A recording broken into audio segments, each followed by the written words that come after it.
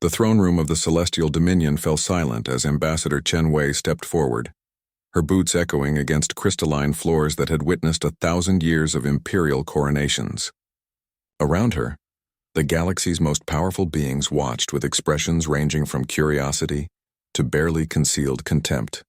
High Arbiter Thelxion, a being of pure energy contained within an ornate vessel, addressed the assembly.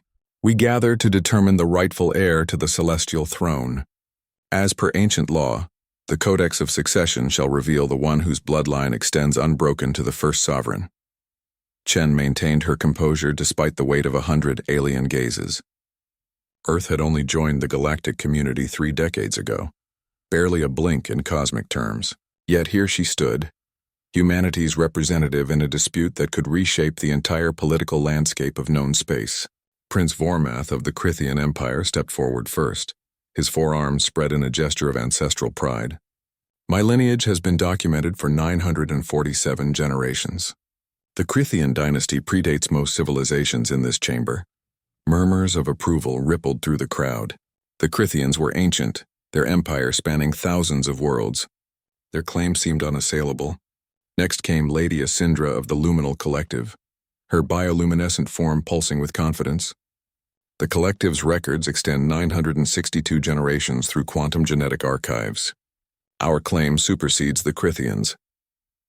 One by one, representatives of the galaxy's oldest races presented their genealogies. The numbers climbed higher: 970, 985, 993 generations. Each claim more impressive than the last, each backed by centuries of meticulous record-keeping and genetic verification. Through it all, Chen remained silent, her expression neutral. She felt the dismissive glances, heard the whispered comments. "Why is the human even here? Their civilization is infantile." Finally, Thelxion's attention turned to her. "Ambassador Chen, does humanity wish to present a claim?" The question carried an undertone of amusement, as if including Earth in these proceedings was merely a formality, a courtesy extended to a junior member of the galactic community. Chen stepped forward into the shaft of light that illuminated the Codex, an ancient artifact that could trace any being's genetic lineage back through time, cross-referencing it against the mysterious first sovereign who had united the galaxy millennia ago. "We do," she said simply.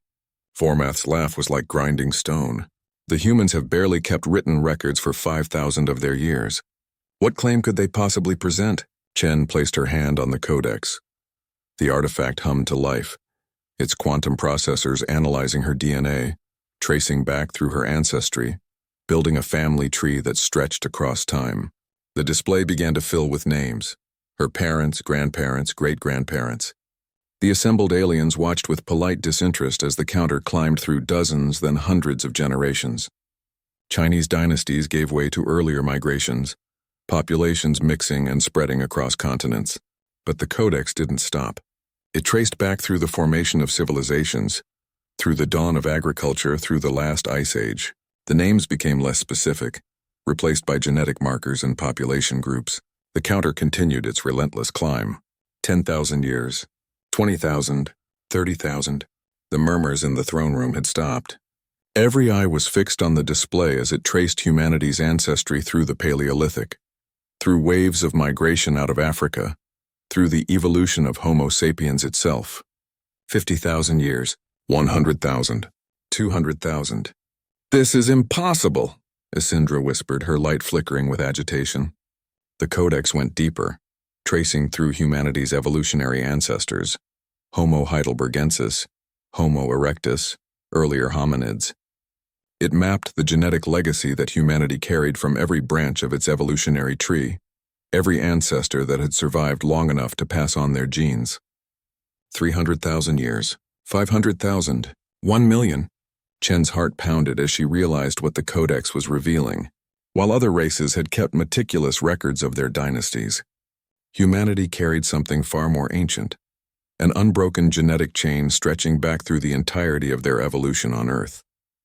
The counter accelerated, racing through the millennia as the Codex traced back through the primate line, through early mammals, through the creatures that had survived the extinction of the dinosaurs. 10 million years, 50 million, 100 million.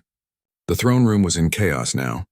Aliens were shouting, demanding explanations, but Thalxion raised a hand for silence, his energy form blazing with unprecedented intensity. The Codex pushed deeper into evolutionary history, through the Mesozoic, through the Paleozoic, through the Cambrian explosion when complex life had first diversified in Earth's oceans.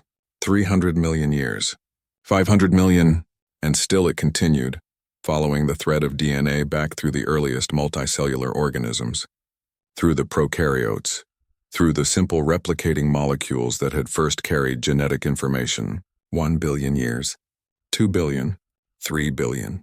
Finally, the Codex's display froze.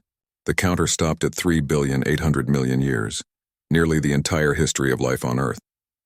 And at the base of that impossibly long family tree, in the place where the first sovereign's name should appear, there was a designation that made Chen's breath catch in her throat. Luca, the display read. Last universal common ancestor. Origin world Earth, designation the first sovereign. Thalxion's voice was barely a whisper. The first sovereign was not a being who traveled the stars and founded dynasties. The first sovereign was the origin of life itself. Chen understood now. The galaxy's civilizations had been seeded by panspermia. Life from Earth had spread across the cosmos billions of years ago, giving rise to all the galaxy's diverse species.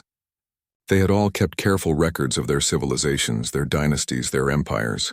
But only humanity, through an accident of evolution and extinction events that had forced them to carry genetic material from every epoch of their evolutionary history, maintained an unbroken genetic link to the source. Every being in the galaxy was descended from Earth's first life. But humanity alone could prove it.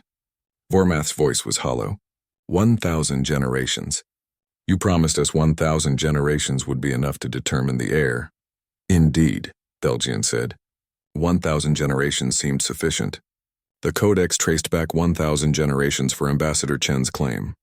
He paused, his energy form pulsing with something that might have been amusement. It simply took 3 billion years to count them.